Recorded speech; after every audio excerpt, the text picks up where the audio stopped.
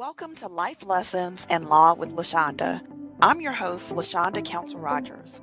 In each episode, we have authentic and entertaining conversations about the impact of the law on women. You can find this show on my website, www.thecounselfirm.com, and on YouTube, LinkedIn, Facebook, Apple Podcasts, Spotify, and more. Now, please join me in Life Lessons in Law with Lashonda.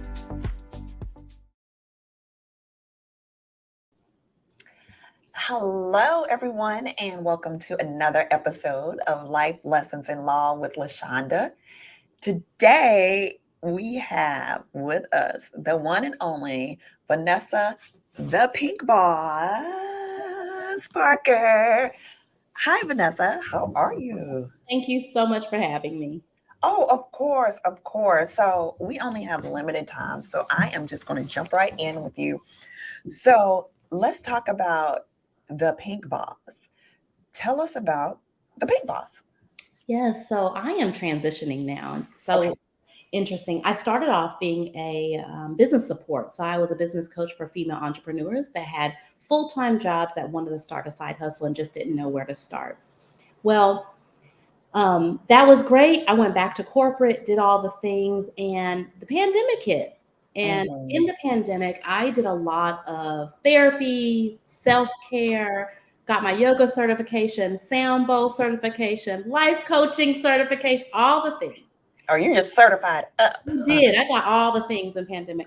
But I did it because a lot of the women that I was coaching, I would start coaching them with their business, but really we had to do some life coaching and some other things to get them to success in their business.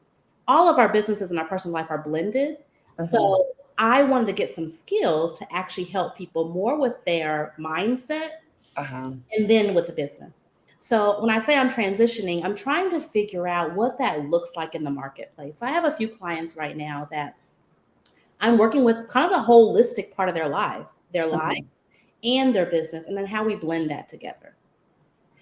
You know what? I don't even know where to begin with this because you have said a mouthful here. As a business owner, I often find that if I am neglecting the holistic approach to life, the business goes down. Yes. But when everything is somewhat in balance, but I never think I'm always in balance, or am I really in balance? Am I not? Things tend to be a little smoother in every aspect. And so I definitely understand where you're coming from and being in a place of transition, because it's hard. It's hard to figure out, one, what you want to do, and two, what is going to be fulfilling. Because at a certain point, when I was younger, I wasn't caring. It didn't bother me about being fulfilled with what I did. I was like, well, let me make some money. Let me make sure this bank account looks great. But now that I don't want to say older, I'm more mature. Balance is key. It is definitely key. And there are a lot of things that are going on with people. So what are some of the struggles that you see with some of your clients? Obviously, we don't want to know anybody's names, but I'm certain there's some certain things that are in common with your clients. Well, a couple things. One is identifying what life phase you're in. If you have a newborn, a new mom, you have a different set of schedule, sleep deprived, you have a responsibility. So going full force in your business to make it $1 million business may not be the balance you need. Right? Because you're going to kill yourself trying to be there for this newborn and then build your business. Or if you have a full-time job. So I believe in, people don't like the word balance. When you hear the word work-life balance, you hear contradicting things. I don't mind it because I think balance is really up to you. It's not the true Webster definition of equal balance, right? But balance to me is, again, understanding your life phase. Your balance is your business may only need this amount of time because I have this newborn. Now my kids are a little older. They don't really need me as much. So I can go to networking events. I can build the business. I can go a little bit harder in my business. So my balance right now is the business is a little bit higher than family life. Mm-hmm. You know, my daughter can cook dinner one of the nights. You know, there's this balance for me is a little bit different. So again, the first thing is understanding your life phase. Where are you? The next thing is you can change your mind. Mm. Sometimes I have clients, I'm literally giving them permission. Close down the business, go back to work. It's okay. I That's don't know why people make it seem like I'm not successful if I don't. What is my end goal? My end goal may be I did it, I served, I had clients, and now I'm done. You don't have to continue on to something that no longer serves you. I don't wow. care what degree you have. I don't care how much experience. I don't care if it made you $1 million, right? If it no longer serves you, you're going to be pushing yourself to do something, to stay up late at night, to do all the things, and you don't want to do it anymore. Wow. Well, it's so interesting that you say giving yourself permission. And I know I've been in situations, even in my practice, in my home life, that I wanted somebody just to give me permission so I could be out of a situation. I was just waiting. As soon as I thought somebody was about to give me permission, I was one foot out the door, but I couldn't do it on my own. I Right. needed somebody to just say, it's okay. And I think as women, and especially women of color, we have so much pressure to be perfect. Like you look at these images, social media, and you feel like if you're not doing XYZ, you're a failure, things are not right. Are you being a good mom? Are you going to be a good person to yourself? Are you being a good friend? And we're stretched in so many directions that we do need permission to stop, sit down, Yes. sit your tail down and relax, think, and I'm speaking to myself right now. But you definitely just struck a chord there. That permission to just be okay. Yeah. Wow. I really feel sorry for the younger girls right now. I have a few girls that I mentor. Um, we grew up not with social media too. So Yes. we know some of it can be fake. We know how to pull back. You know what I mean? We know when it's a little too much. But these younger girls, this is their life. Hmm. I have one mentee who was saying to me, she's so upset she's not at six figures yet. Girl, you are 25. Right.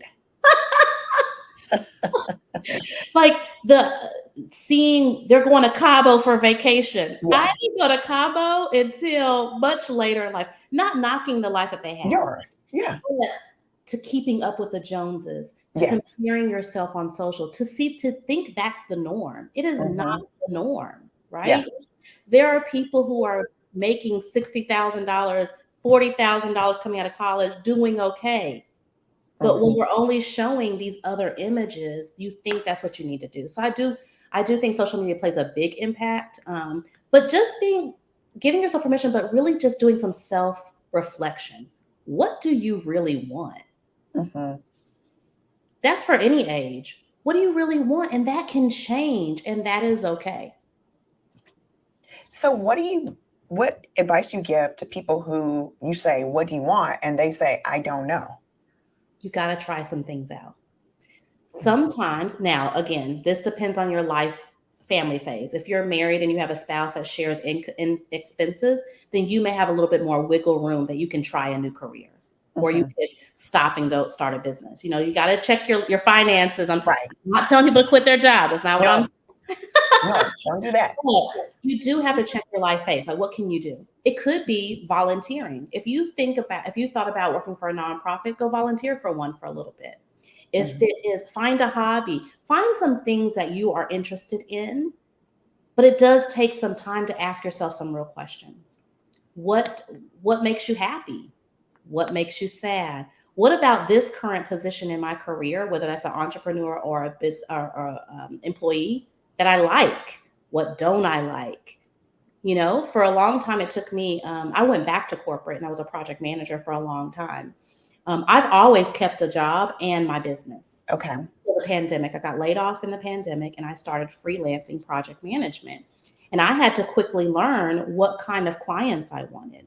I realized I am not a big box Home Depot. I'm not a girl who wants to work at a very corporate job. I Mhm. need startup. I need a place that allows me to use my voice. But I wouldn't know that if I didn't try different things out. Mhm. Right. So just an Mhm. example of what if you figuring out what you like takes some discovery. It takes some time to ask yourself those questions and be really honest with yourself. I do Mhm. not like this. This triggers me. Oh, but I do like this thing. You got it. The only way you can do that is if you discover. So, in speaking about your experiences, was there a defining moment or some sort of event that made you say, you know what, this corporate America, traditional life is just not for me? Um, What I made you come to that? I am never against corporate. It's just Okay. corporate has to fit right for me. Okay. I'm 42. I've done the pay the dues, right? Got Hmm. a lot of experience. Because I'm an entrepreneur, I feel like I bring entrepreneur thinking and corporate life. But what did it for me was I got laid off. Hmm. And so the other key of I like startups and tech companies means that they do a lot of layoffs sometimes. So I take Right. a risk of not being at a big box company. Um, what did it for me was they hired me to do some corporate work, to do some contract work, and I was getting paid more. And I Mm. said, well, wait a minute. Yeah, like her. Now, Her. I always made money coaching, but I never freelanced my project management services. And I started just going out to my network saying, hey, does anyone need project management services? And I was open to take a lot of different type of clients. I had up to 6 clients at one time, and they were all very different. Again, trying to feel my way out. I lowballed myself sometimes. I Hmm. charged too little. I didn't do the right contract. It was all a learning experience, but I'm open to learning. So you have to Hmm. also ask yourself, are you risk adverse? Are you open to learning?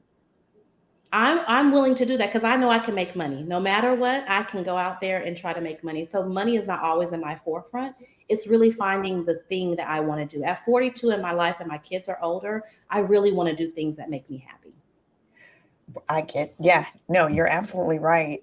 Now, when it comes to charging for your services, and I'm not asking what you charge for your Oh, service, that's fine. but how did you get to the point where you knew your worth and stopped lowballing? Because I know when I started my career, um, I was just trying to get clients in the door. And so I often definitely lowballed my services Yeah. just because I wanted these clients. But now, I'm at a different stage. Right. And I'm like, if you do not see the value in what I do, we're not a good fit.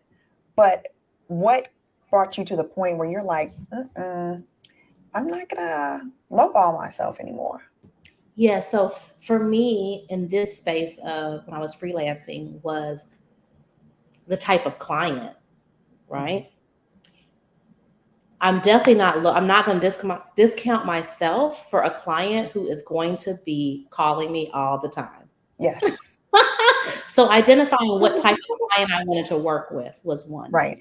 Two is ask. I asked other people in the marketplace, how much are you charging for this? I looked and I researched. I tried to see other contracts that were out there. Who would help me? There are some people who didn't want to help me, and I Hmm. totally understand. But how much do you charge for this? The other thing I started doing was tracking my time and looking at the value, what I was making in corporate. So what I was making in corporate wasn't bad. So it Right. was a good ground level balance for me, right? So I could say, well, this is what I made an hour at corporate. Let me add like $20 to this. Yeah. Right? And then I started charging per hour. Now in the industry that I was in, charging per hour was not beneficial. Right. So I realized, okay, I need to do retainer. But again, that took me maybe a couple of clients to get through that, to really understand what's my value and what is the best pricing that keeps me in the lifestyle I want to live and I provide the service to my client. The Got it. other the other tip I would suggest for anyone, especially if you freelance, I don't want to make this a freelance call, but when you're taking on clients is I only did 3-month contracts in the beginning. Okay. because 3-month contracts gave me enough time to feel out the client, to Mm-hmm. feel out the work, and it gave me an out if I needed. Not just an out for the client, but an out for me. Sure. I'm not good with conflict. I'm not good with getting out of things. I'm working on it. Yeah. A 3-month contract allowed me to say, hey, contract's up. I'm at capacity. I can't renew. It just gave me the verbiage to say what I needed to break off with the client if I needed to. Got you. Got you. Well, I know when you and we first met, I went to a seminar that you put on, and it was about imposter syndrome. Yes. T- let me hear about imposter. I mean, because you were so good. I mean, you just need to share with everyone, like, what is imposter syndrome, and how do you get over that? Yes. So I was talking about imposter syndrome before it was a buzzword. Right. Now it's a buzzword, and now people are combating it. So I'm going to put a pin in that. We'll come back to it because there's Okay. been some change and discussion about imposter syndrome. Imposter syndrome is basically, it's really considered for high achieving people. So Mm-hmm. people that are striving for things, have goals for things. It is hard for them to accept accomplishments. For example, let's say Forbes called me to be in their magazine. Even though I have all the credentials, all the things, I could sit there on that phone and say, oh my God, I don't belong. Mm-hmm. So you're not accepting those accomplishments. A personal example is I was asked to speak at a conference, and it was the most expensive, it was the highest paid ticket that I've gotten, which probably to other people may not have been a big deal, but it was a lot of money for me. Right. It was $3,000 for a 45-minute talk.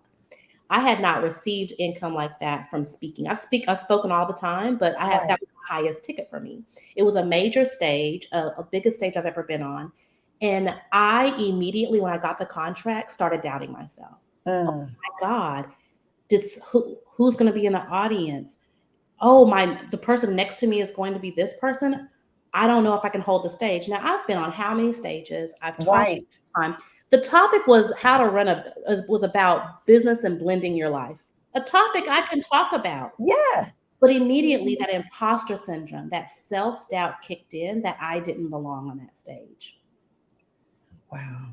So the study, and so some background real quick. The study was done in 1978 by two women here in the state of Georgia. I think it was at Georgia State. They did a study over 150 women that were highly educated. I believe they had masters, or some of them even had doctoral degrees. And they followed them over a period of years. And what they discovered is these women, even though they had all these high degrees, and let's think 1978, you have a doctoral degree and a master's Yeah. degree, you are somebody, right? Yes, ma'am. Those women did not feel like they belonged. Many of Mm. them never turned in certain papers because they didn't want it to be published, because they didn't think that they were worthy enough. They didn't take certain positions because of imposter syndrome. So the term was coined imposter phenomenon, and those two ladies coined that term because they found it was a phenomenon that over 150 women were in this study. Mm. Now, when I said put a pin in that conversation about the change of imposter syndrome, a Harvard Business Review, there was an article a few years ago that said imposter syndrome is not real. What is real is bias, microaggression, and the ability for minorities to not improve. And that's why we feel that we're not wanted. Because in this study that everyone is following and all the buzzwords are coming from, those 150 women were only white women. And Ah, a lot of people are feeling like that study is not a good representation of America as a whole. right. I beg to differ. Yeah, I beg to differ too. I believe bias and microaggression is real, but I also believe imposter syndrome is real, and they both can live in the same world. Yes, I agree. Definitely. Wow, that's interesting. Yeah, That's so interesting. now a lot of people are combating what imposter syndrome is. I still believe it's true. When I first started talking about imposter syndrome, I saw a video. My girlfriend sent it to me. A video of Viola Davis. She was holding her Oscar in her hand, She had just walked off the stage, and an ABC correspondent walked up to her and said, "How do you feel?" And she said, "I feel like an imposter." Mm. With the Oscar in her hand. Listen. Mm. So if you do, anyone listening, if you do feel imposter syndrome, know that it's real. Yeah. Many of us feel like that. We often don't talk about it, but many of us do feel like that. So let me bring it back full circle to, and I don't even know how to tie it in, but you have a blended family. Yes. And let's talk about how's that been for you? Do you have any advice for those Ooh, who have how much blended? time we have? Let me see. I know, I know. I was like, wait, we got to talk about that because All that. right. So that's a topic. A lot of people don't usually ask me this question. Blended families are challenging. Hmm. The reason why is because they are not all the same, right? Okay. My family experience, there may be some similarities, but your blended family or someone else's blended family, it could be different because the dynamics change based on the players, Okay. right? So like if I'm married to my husband, he has an ex-wife that had three children together, right? But when I first married him, I didn't have any children of my own. Hmm. Right? So those children became part of my responsibility when we got married. But his ex-wife did not want to talk to me at all. We had no Oh, relationship at all, right? okay. I had to learn to navigate. I call it driving from the back seat, right? Yes. My husband has to be in the forefront, but listen, any men listening, I'm not talking about you, but y'all just aren't moms, right? Like Right. he Right. was taking care of the school stuff, Halloween, birthday, all the things. I had to do that, but not trying to take the place of a mom Hmm. or being in a space where she didn't even want to talk to me. Mm. Right. So it was very hard in the beginning. There were times when, and I was the only one of my friends. I got married pretty young, and so a lot of my friends had not experienced blended families yet. So it was straight guinea pig for me. Right. What I learned though is if I could any advice is identify what kind of step parent you're going to be. Hmm. Are you the fun step parent? Hmm. Are you a disciplinarian? Are you what kind of step parent are you? And stay true to that. I'm a little bit of fun, but I'm a disciplinarian. I like Hmm. structure. When you come to our house, you're going to say certain things. You're going to do, and that may take the fun out of it, but that kept the peace in my home. Got it. I Got it. also could not manage my stepkids at their mom's house, right? And so like you have to really be comfortable in your own skin and know that as a step parent, your voice is really an opinion. No one Mm. has to actually take that advice. And so Mm. taking your step back and not making it personal and realizing that there was a relationship with the mom and dad that no longer exists. For Mhm. whatever reason, you may not be a part of that, but there was a relationship that was broken. Mhm. Your role in it is to not try to fix that, and it's not trying to replace anyone and not trying to take it personal. It's all about the kids as much as you can. Wow. So how I have several friends that are in blended families, and a lot of times when we talk about it, the struggle comes to discipline. When it's you as a step parent, how far can you go with discipline?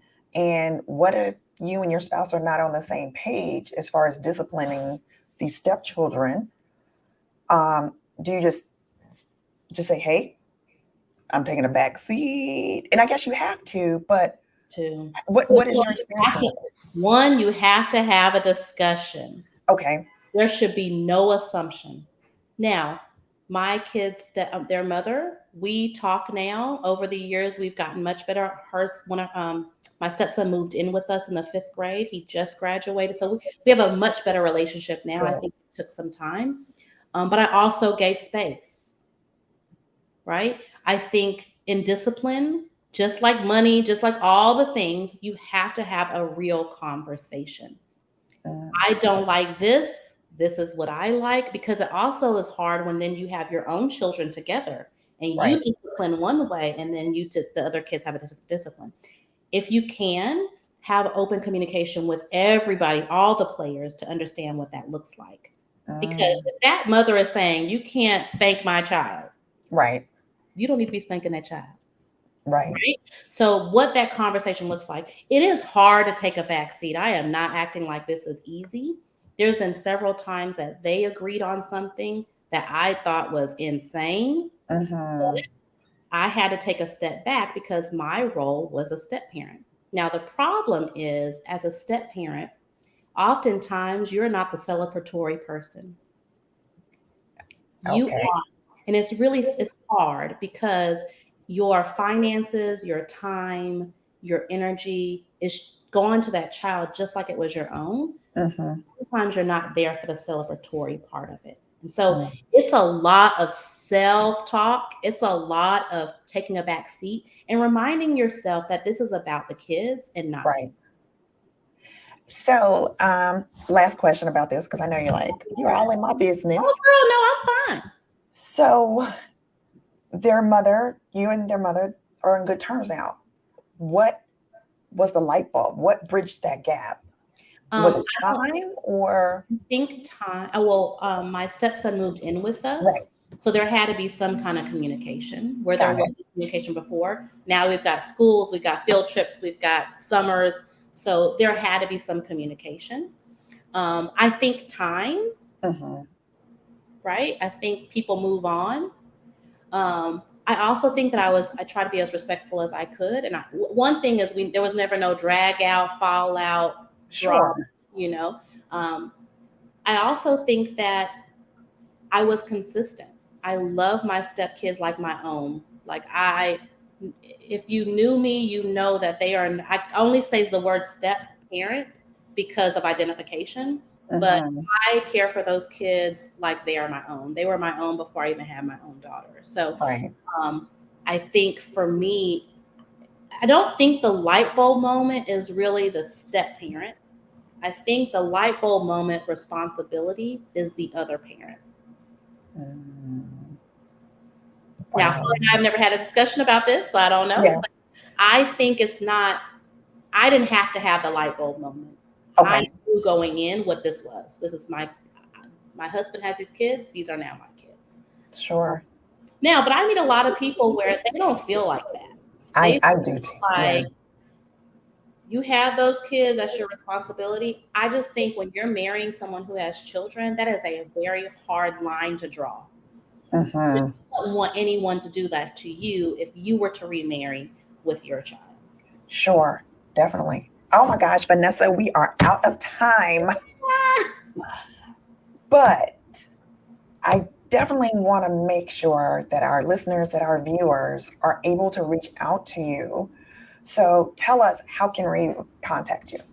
Yeah, so I'm on Instagram the most time, and my personal is at the Pink Boss. You can find me. I share all my wellness tips, my family stuff, and all the things in between. Got it. Well, one last question. Why Yes. pink? Why did you say pink boss? Why not purple boss? Why not blue So boss? funny. I Pink is not my favorite color. It is now, I think, because I think I buy pink all the time. When I started the business, I was only focusing on female business owners, and Got it. so pink was the color that identified, and of course, boss. And now it's just part of my identity. I can't let it go. Got you. Got you. Well, thank you so much, Miss Vanessa, the Pink Boss Parker. We really appreciate you being here. And to everyone, please look up Vanessa. I sound like my mother, look up somebody. But get on that old internet and find Vanessa, because her website is filled with wonderful information to help you keep balance. And I'm telling you, you don't want to miss out on what she has there. So until next time, thank you for tuning in to Life Lessons in Law with Lashonda. Thank you for having me. You've been tuning into Life Lessons in Law with Lashonda. In each episode, we have authentic and entertaining conversations about the impact of the law on women. I hope you'll join me each time. You can find this show on my website at www.thecounselfirm.com and on YouTube, LinkedIn, Facebook, Apple Podcasts, Spotify, and more. We appreciate your positive comments and reviews. And don't forget to share this show with others. I've been your host, Lashonda Counsel Rogers.